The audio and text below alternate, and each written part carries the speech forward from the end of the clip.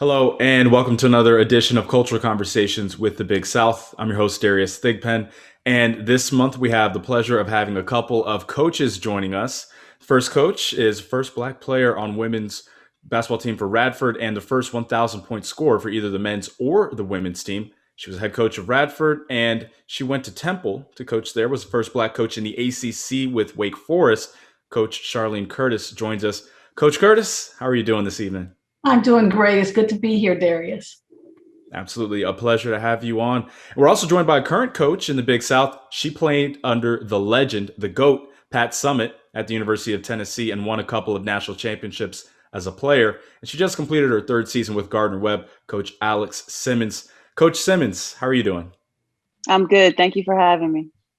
It's a pleasure to have you both on. Coach Simmons, you recently received your second COVID-19 vaccine, and Gardner Webb promoted the fact that you're doing your part in fighting the pandemic. How are you feeling after the second shot? How did that go? It went pretty smooth.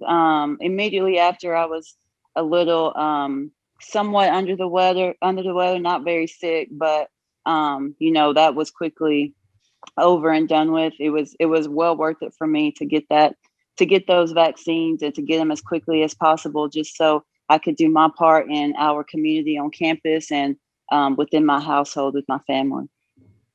And one of the things that's happened because of the pandemic, meeting with your team over conference calls or parents who normally would be traveling who aren't able to watch in arena.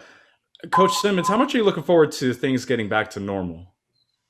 I really am, because our players didn't really get that experience that they deserved. They didn't really get their fans and their families, grandparents, whoever it was. They didn't get that at our game. So I really felt for them to be able to have that, especially our seniors.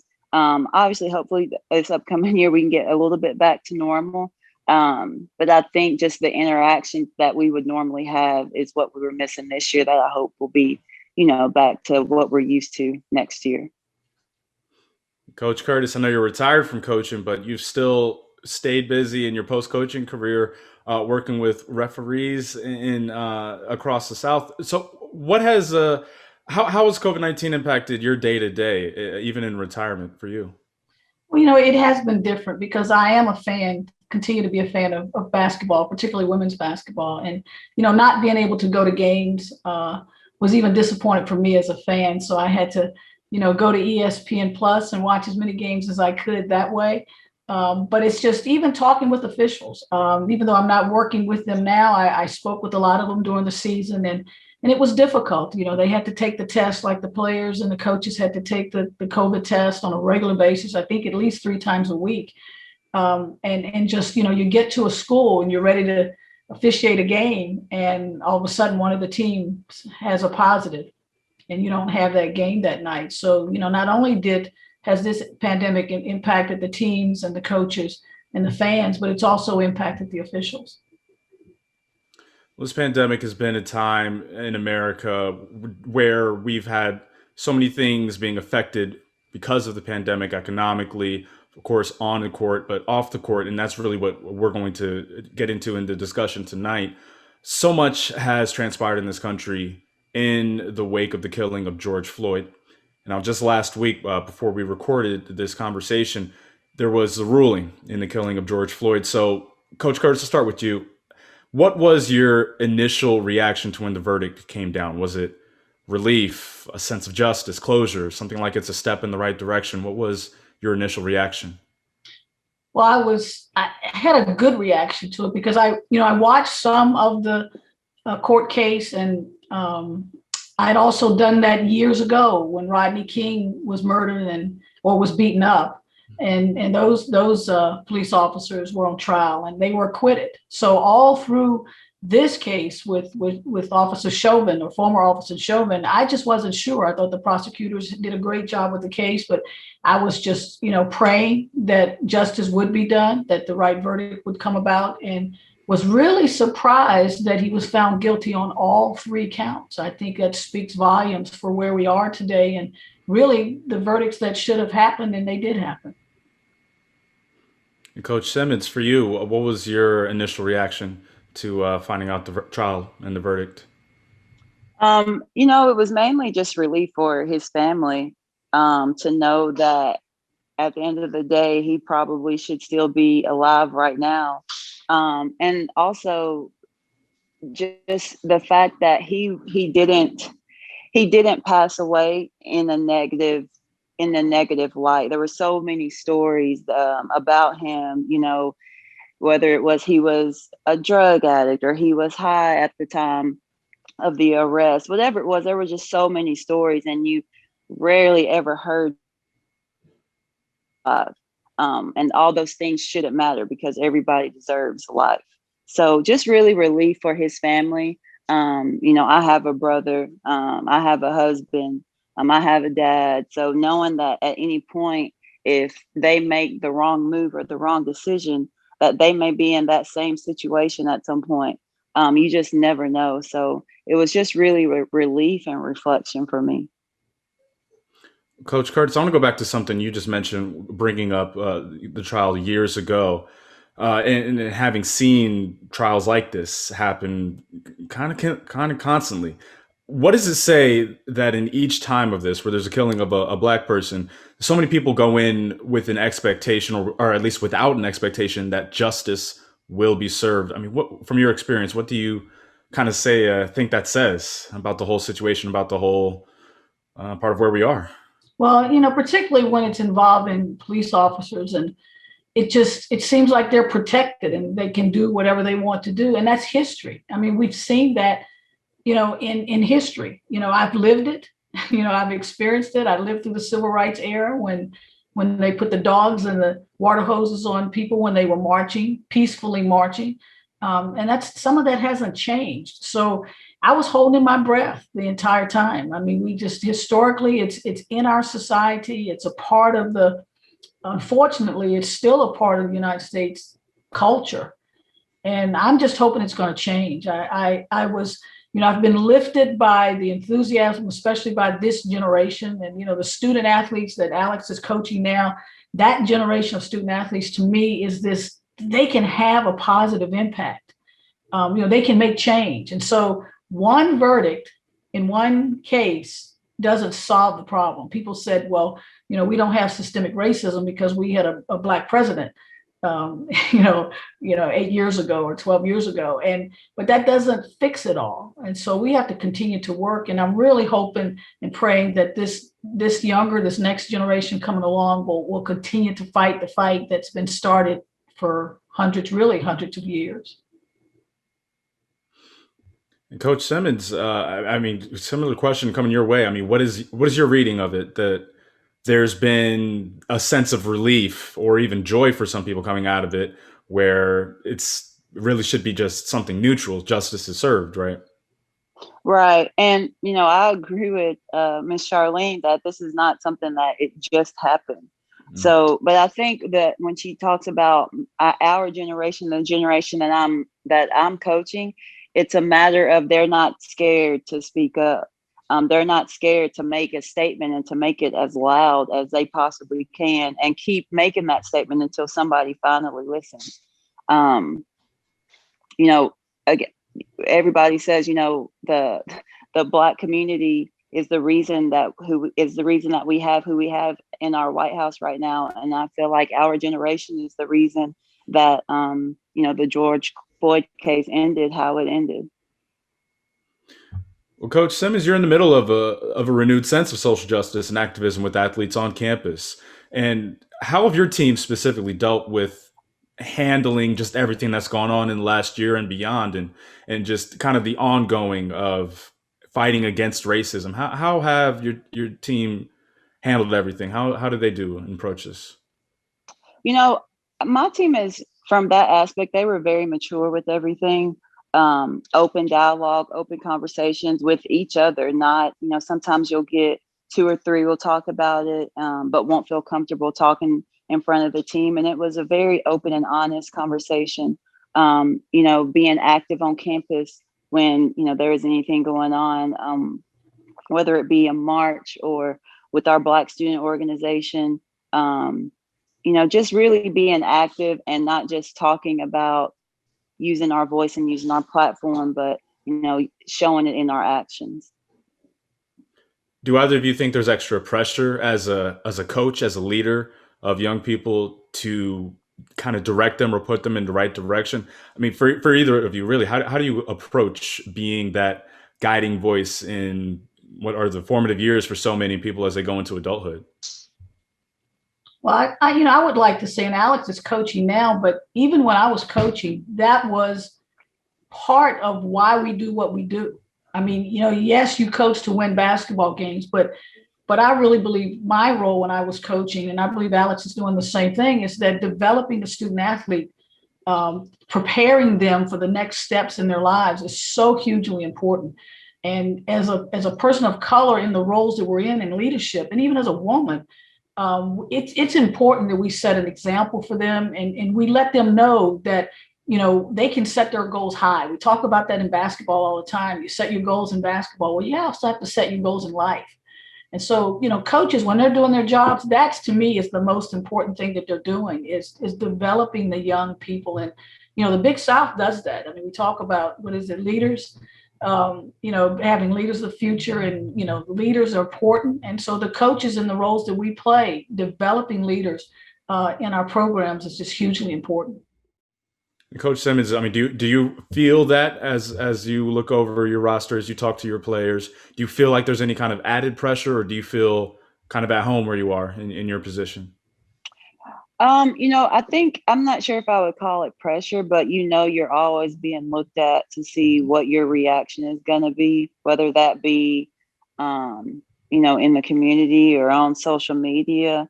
But like I said, I would probably, when it comes to problem solving and helping out, and I think if I would rather it be me figuring those things out opposed to anybody else, because at least I know that through experiences that I would make the best decisions with my mind and with my heart.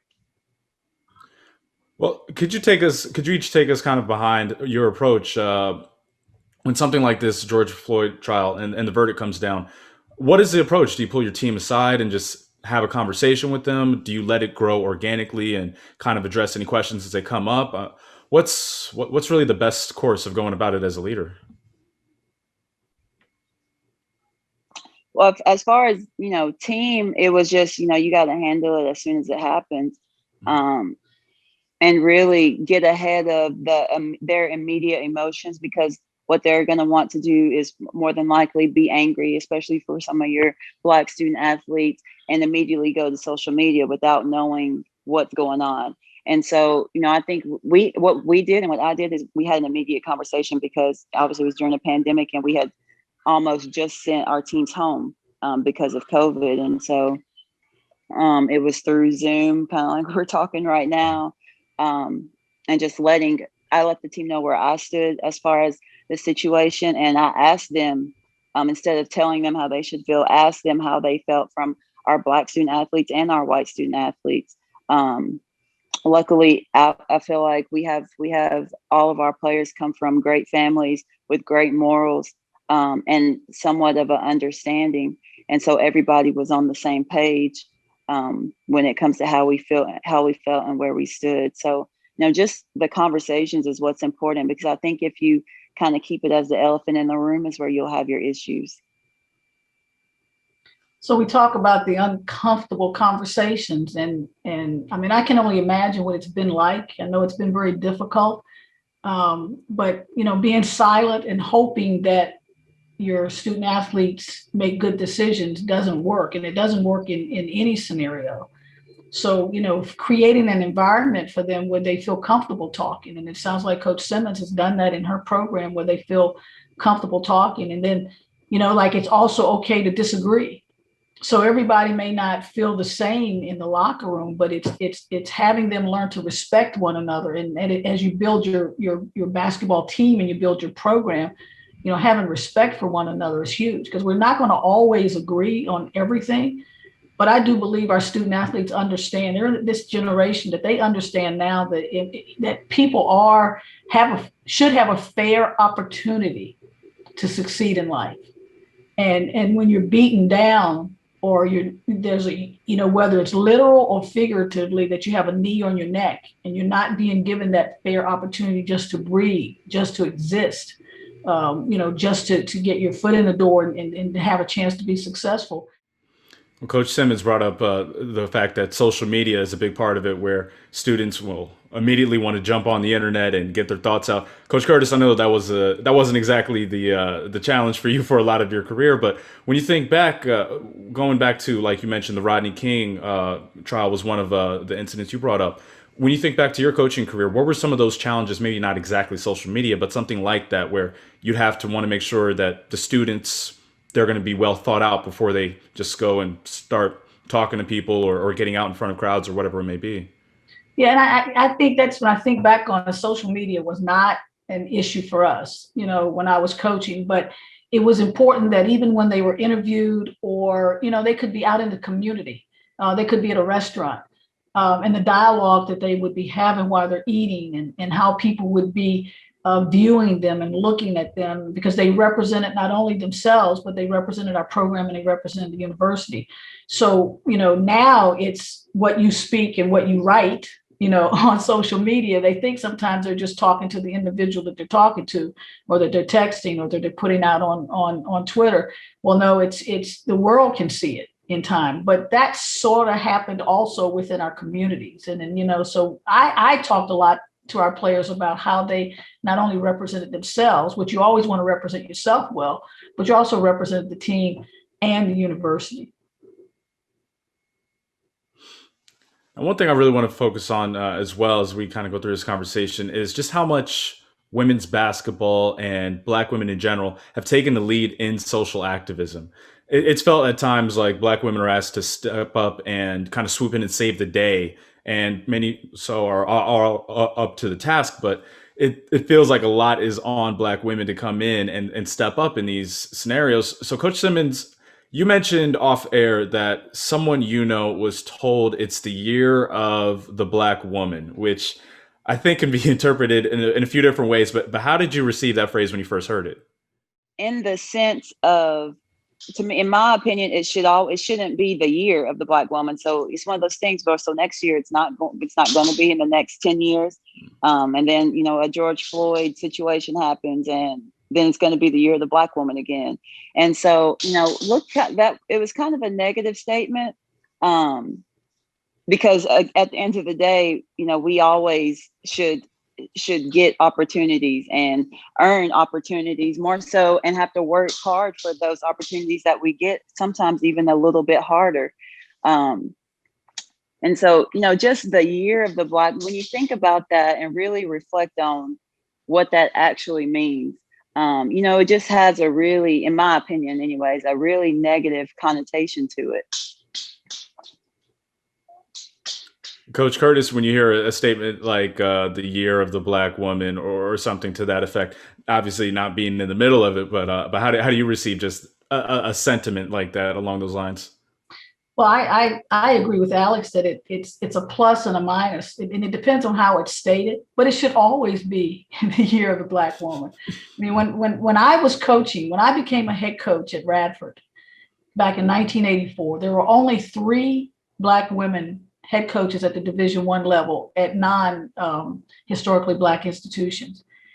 And so we didn't have the role models. We didn't have the examples. Now, those other 2 women were very successful, Marion Washington at University of Kansas and Vivian Stringer, who is still coaching today at Rutgers University. But they had to carry the ball. I mean, they were kind of by themselves when I kind of stepped into the party, but that was it. It was just 3 of us. And so you look around and you go like, well, why were we not being given those opportunities to be head coaches? And, it's a long story to that part of it, but I can get excited today because I see so many Black women getting opportunities. I mean, it's a basketball game, and there are a lot of Black women who are playing the game. The coaches are coaching a lot of Black women on their teams. So why shouldn't those Black women have role models? I mean, when I came along, if you weren't a physical education teacher, as a woman, you didn't coach. On the men's side, they taught history, they taught science, they taught other things. But if you had to be a physical education teacher to even have an opportunity to coach. from a women's perspective. Now, you have these other opportunities. So why shouldn't it be the year of the Black woman? Because Black women are playing the game. And my hat goes off to Carolyn Peck, who was the first Black woman to win a national championship with Division I level, and then Dawn Staley. And we didn't get a huge bump when Carolyn Peck did it because Carolyn left and went to the WNBA. But we're getting a huge bump now that Dawn Staley has shown that she can be successful. We got a little bump with Vivian Stringer, but she didn't win that championship. But Dawn Staley at the University of South Carolina has just had such a strong voice. And she's not afraid. You talk about our student athletes not being afraid to speak up. She is not afraid to speak up. And she's in a position where she's secure in her job and she has great support at her university. And my hope is that we do have more Black women being given these opportunities, but not just an opportunity to coach a team.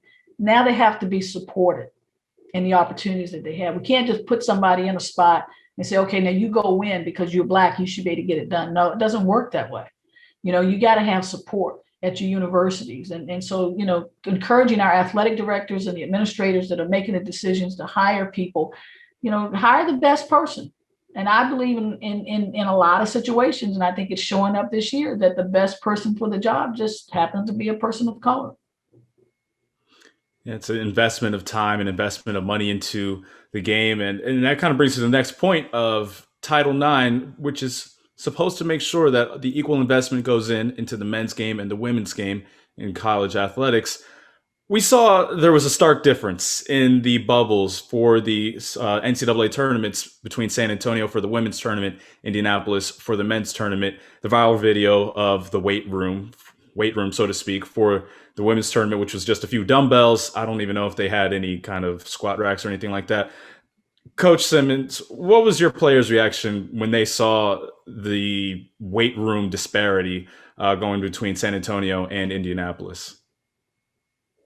It wasn't, it was shock, obviously, but it was more so, I can't believe that they would do that to everybody that was there, especially knowing that what you did for the men, knowing the efforts that were put in for the men. How could that go unseen? And really, how could that happen and it get to that point, and nobody caught it? The inequalities of both, the outside stuff that was going on, and it was odd because you didn't know how it happened because of social media.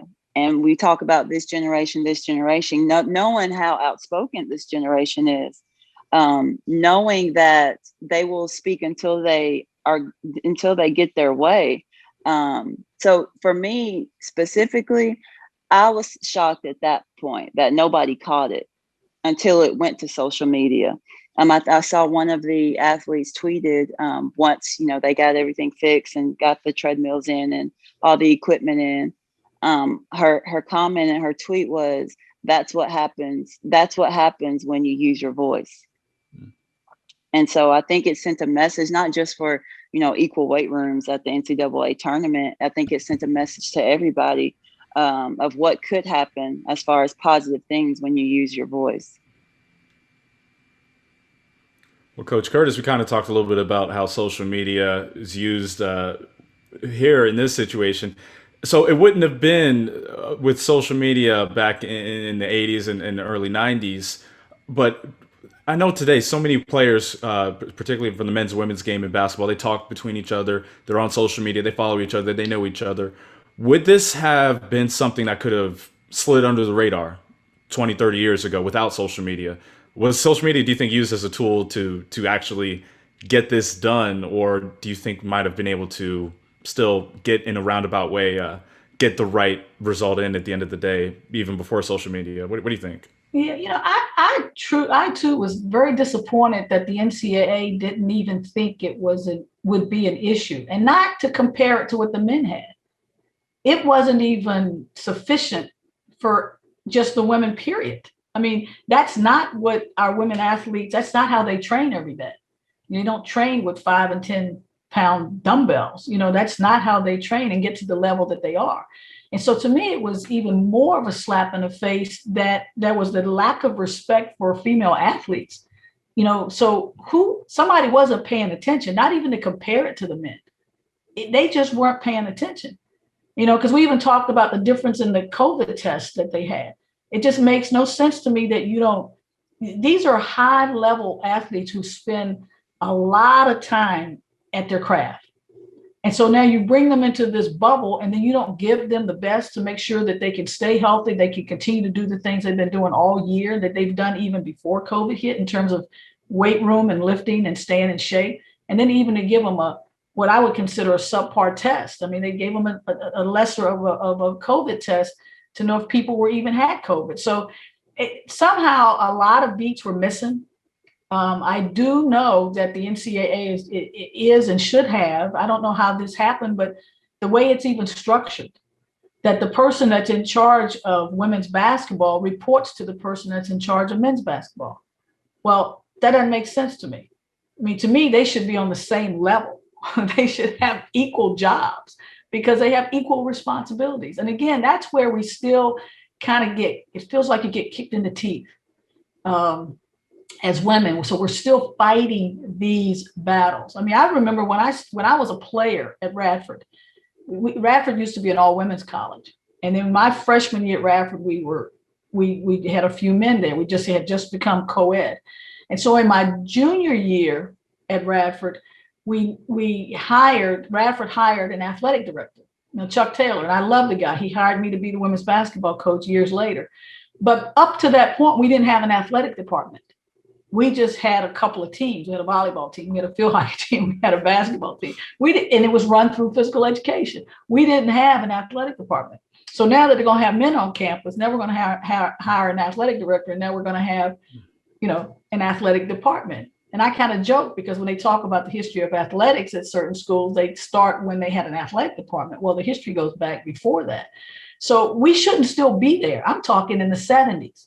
This happened. So we still shouldn't be there where the people who are leading the women are not the same, where our women's basketball coaches are not reporting to the same person that the men's basketball coach reports to, or at least the person that's on the same level. Well, I think that speaks very much to, again, the power of social media, the power of athletes using their voices. Coach Curtis, you mentioned as well in our previous conversation, just the value of student athletes to the whole setup to college athletics. And many athletes have been using their voice when it comes to voicing their opinion about what they think the value of a student athlete is. So I do want to get your thoughts on just what you think the student athletes, how they should approach leading these conversations when it comes to questions of what is the value of being a student athlete, how much work you're putting in, and everything that comes around it, comes from it. Well, as a student, as they go through the process, okay, and so once you get to college, and I think many coaches will probably get this, it's been hard work up to that point. These student athletes have put in a lot of time. Their parents have paid a lot of money to get them on teams and travel. So now they get that college scholarship, and now they're there. Well, from the age of 18 to about 22 or 23, so whatever age group they're in, there's a lot of growing that a student athlete does. And so at that point, to me, it's truly important that they become more involved in the process. Now, you still have a head coach, so there's still a hierarchy there, and they still have to have respect for what coaches are doing. But the student athletes have to learn now how things operate. And you talk about the social media, they're also building a brand for themselves, which is very different than it used to be, because the student athletes didn't have a way to get a brand out there because they were so involved in their sport. They didn't work. They didn't get a lot of work experience. But now they can create a brand before they even go out to work. So every decision that they make with social media, how they learn to use it in a positive way, will help them not only now as student athletes, but it will help them for the future. But it's a growing time. I truly believe that I used to tell high school students, I said, college isn't for everybody, but that from 18 to 22, you do a whole lot of growing up. So it's a time that if you're in college and you're in the right program, and the programs in the Big South are great and they've got great coaches there, they will help you develop, but they will hopefully also help you develop your voice along the way.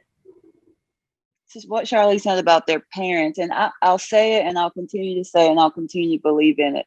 What we find in recruiting is that when we bring these students, talk to student athletes and, get them on campus and things like that, what we hear from parents the majority of the time is that, well, we're just going to let her make this decision for herself. They'll say she has to be there, she has to wear the jersey, she has to go to class.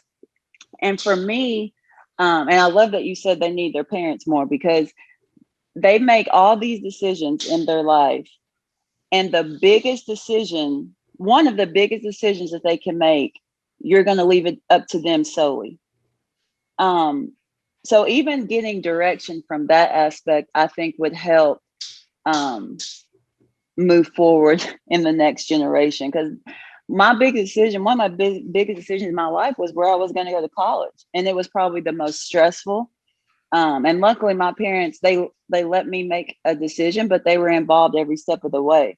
They told me the truth about schools and coaches. They told me, what I needed to look for as far as red flags were concerned. But, now I'm starting to find that parents legitimately leave it up to their daughter or son to make the decision on where they're going to school. And it's one of the biggest decisions that a student athlete can make. I was going to just say, I agree with that, because it's a transition from now. When you get them, you will be cutting the cord some, but it's still a transition. So that when they leave you, by the time they leave you, they are ready to make all these decisions for themselves and to make good decisions for themselves. But to all of a sudden cut it off, like you said, parents have been making decisions all along. Now it's your turn. Make a decision where you're going to go to college. That's tough.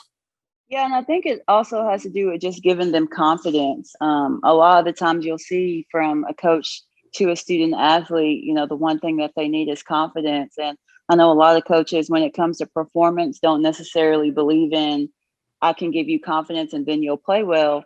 However, I can give you confidence and you will become a more whole woman. Every year when my seniors leave, I always tell them, I hope you leave here better than you came, because that's always my end goal. But I think when you empower, it's much more using your voice. It's knowing how to build a life for yourself, knowing how to talk and to communicate, knowing that your image does matter, regardless of, what society may say. Sometimes it does matter what people think of you. Your image is kind of it's kind of a reflection of where you came from and how you were brought up, and even, the program that you're playing for. So empowerment really from that standpoint. And of course, using your voice is important, but our empowerment comes from those types of things and being in awareness more so than anything. Now, Coach Curtis, I do want to come back to you because I feel like we'd be remiss if we didn't get to your unique experience, having been on both sides of it as a coach and as an official. You have a couple of unique views on refereeing and how this factors into the game, because it's not just the players, not just the coaches, but the officials who have a profound impact on the product on the court as well. For you, throughout your career as a coach, as someone who has really organized officiating and really helped teach referees and officials, how have you seen the impact that having more Black officials, having more Black women officials, and how that impacts the game? How have you kind of seen things develop throughout the years? So Darius, when I talked earlier about how when I first started coaching, there were only 3 Black women in the whole country coaching at the Division I level that were not at historically Black institutions. And so, I can only remember 1 or 2 Black officials when I was coaching. And so when we talk about being a coach, particularly a head coach of a program, and then not having opportunities for that, we were not also given opportunities even to be on the officiating side. So when I had the opportunity to lead the officials and be the supervisor of officials for the Big South, I did the Southern Conference, the Colonial, and I also did the ACC. It gave me an opportunity to, again, you talk about opening dialogue and creating voices for them. I remember in my first year, I signed a game and I put 3 Black women on the game. And I went to that game to evaluate the game. And one of the officials came over to me before the game started and said, you know, you just made history. And I'm like, doing what? I'm just here, just here to watch the game. She said, they've never had 3 Black officials on a game in this conference. And I was shocked because I didn't look at the assignments that way. And that's what people will say, oh, yes, you did. No, I did not.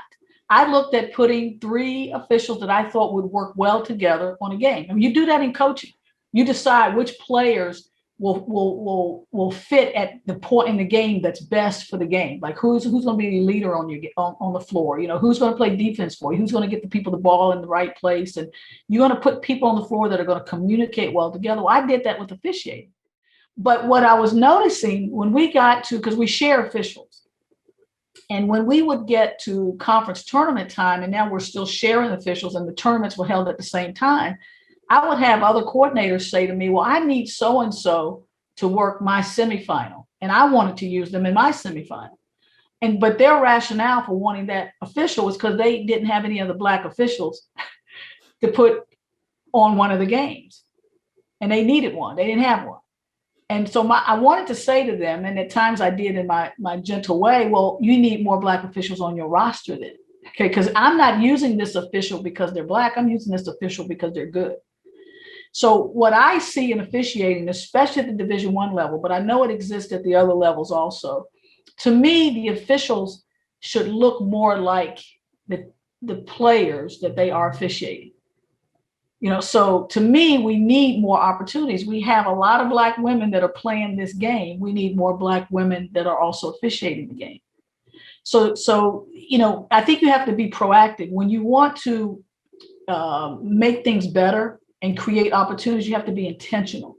You can't just hope it happens. And I don't know, if you think about this, that sometimes women have to be encouraged to believe that they can do something, that they're totally qualified to do or capable of doing it. But sometimes they need a little extra encouragement to do it. Whereas a lot of men, and especially people that are that have already had this white privilege, they believe they can be anywhere and do anything. And sometimes we have to encourage our people that they can also do these things. So I believe in terms of having more women's officials, we have to be intentional about promoting it, marketing it, making it more visible, explaining, the opportunities that could be there for them. Because if you're really good at it at the Division I level, you can do it full time. I mean, that can be your full-time gig. Now, it takes a while to get to that point, but it's a great extra income. And it's also a great way to stay in the game, because even though some players believe that they can always play the game forever and forever, no, they can't. But they can officiate a lot longer than they can actually play the game and still be involved in the game. And Coach Simmons, I'm sure you can appreciate, you just want the best referees out there. You want them to make the right calls every single time. You don't care what they look like, who they are, right? The consistency. That's all I'm asking for. Yes, So when we talk about that consistency thing, so for me, that was the first line: get the calls right. But the other piece to it is, and you do this as a coach also, and we do this in our society. If you don't see anybody that looks like you, it's hard to dream that you can do what they're doing. And so we have a person of color now, a female person of color in the White House as vice president. Well, it's hard to dream that you can even get to that point. We don't ever have anybody that looks like you. Again, when I was coming along as a coach, it was hard for our players to think I was unique. I mean, a lot of their high school coaches were men. So, a lot of their AAU coaches were men. So for women to think that they can attain a certain level, that they can do it in business, they can be lawyers, they can be judges, they can be on the Supreme Court, you got to have some examples for them. And then when they see that one person, they see that one Black coach win a national championship, then the Alex Simmons of the world say, I can do that too. I can do that too. I get the right support and I'm in the right place. I can do that too. So officiating to me is the same thing. I just believe we need to keep the door wide open and provide opportunities. And we don't select people just because of their color or because of their color. We select them because they're the best person for the job. I think that's something that's misinterpreted also. When you talk about, somebody that looks like me in the White House, our vice president, she looks like me.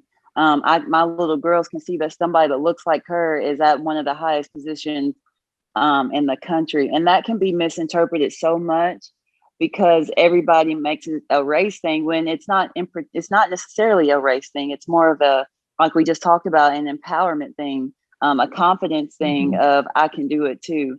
But for whatever reason, it's more so misinterpreted to being race than it is anything.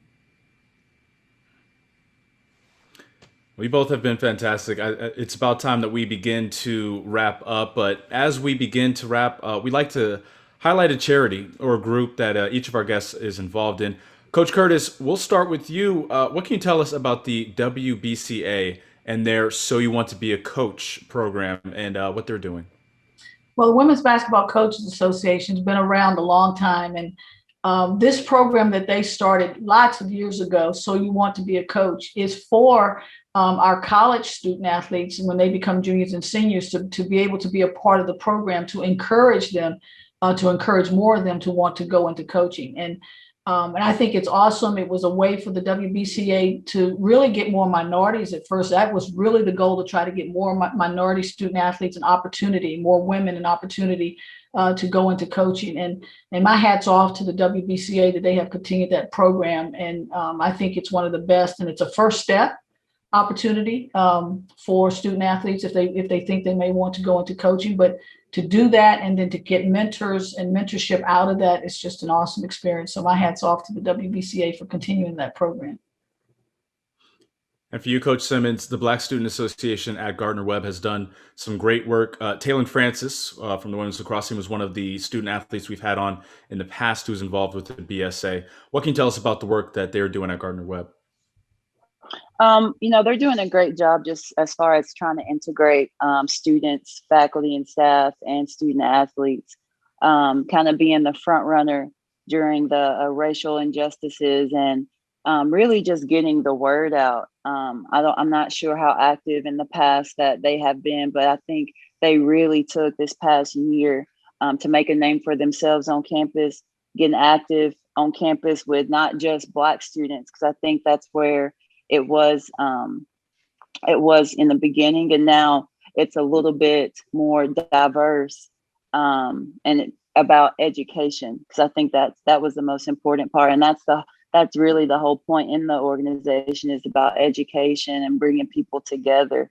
We were able to raise funds for the organization to be able to host more events. So they've really, especially for student athletes, just about the whole committee of student athletes, with the time constraints that they already have, they've all committed to just being better and doing better. And for me, I want to shout out the Black Play-by-Play Scholarship and Grant Fund. The fund is an opportunity for Black college students interested in learning the art of sports play-by-play and looking for opportunity and to join a growing network of young Black broadcasters that they can rely on as they get their careers started. Much like with Coach Curtis, as you mentioned, having that representation, we're trying to have that for the young broadcasters as well. So that's something that we're working with the Black Play-by-Play Scholarship and Grant Fund. Well, Coach Charlene Curtis, Coach Alex Simmons, I truly appreciate you both joining on the call tonight. Thank you for your time. You have each been fantastic. Thank you. Thank you, Darius. Thank you for having me. We enjoyed it. Thank you, viewers, for tuning in to Cultural Conversations with the Big South. We'll catch you next time.